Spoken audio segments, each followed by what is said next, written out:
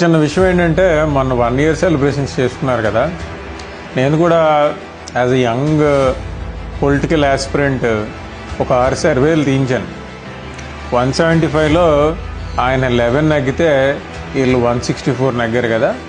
164లో already 60 రెడ్లో ఉన్నాయి. అంటే ఖచ్చితంగా ఇప్పుడు ఎలక్షన్ పెడితే 60 ఓడిపోతారు నాకు తెలిసి. ఎందుకంటే నేను నాన్నగారితో పాటు 2004 నుంచి యాక్టివ్గా ఇప్పటికి 4 అసెంబ్లీ 4 పార్లమెంట్ ఎలక్షన్స్ చూశాను. 1 yearలోనే ఇంత ప్రజా వ్యతిరేకత కూడగొట్టుకున్న ప్రభుత్వం ఏదన్నా ఉందంటే అది ఇదే.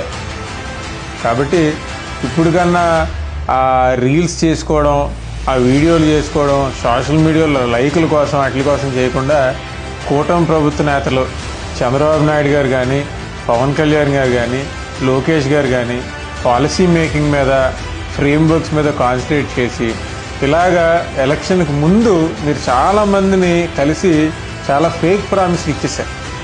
ఫేక్ అంటున్నాను ఎందుకంటే మీరు చేయలేదు కాబట్టి, 1 yearలో చేయాల్సి ఉంది కూడా.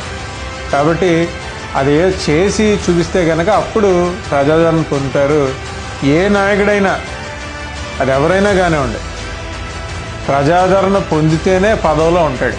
ప్రజాదరణ పొందకపోతే మీ మెజారిటీలు లేదంటే మీరు ఎన్ని సీట్లతో గెలిచినా కానీ ఎందుకు పనిచేయకుండా పతనం అయిపోతారు.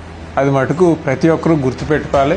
ఇది నాకు కూడా వర్తిస్తుంది, మీకు కూడా వర్తిస్తుంది, ప్రతి ఒక్క రాజకీయ నాయకుడికి. ఎందుకంటే India is great, India is a greatest democratic people.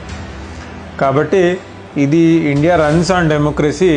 ప్రజల్ని సాటిస్ఫై చేసి ప్రజలకి పాలసీ మేకింగ్ ద్వారా వాళ్ళకి ఇచ్చిన ప్రామిసెస్, ఎలక్షన్కి ముందు ఇచ్చిన ప్రామిసెస్ ఏవైతే ఉన్నాయో అవి ఫుల్ఫిల్ చేస్తేనే ఏ రాజకీయ నాయకుడైనా నిలదొక్కోగలుగుతాడు.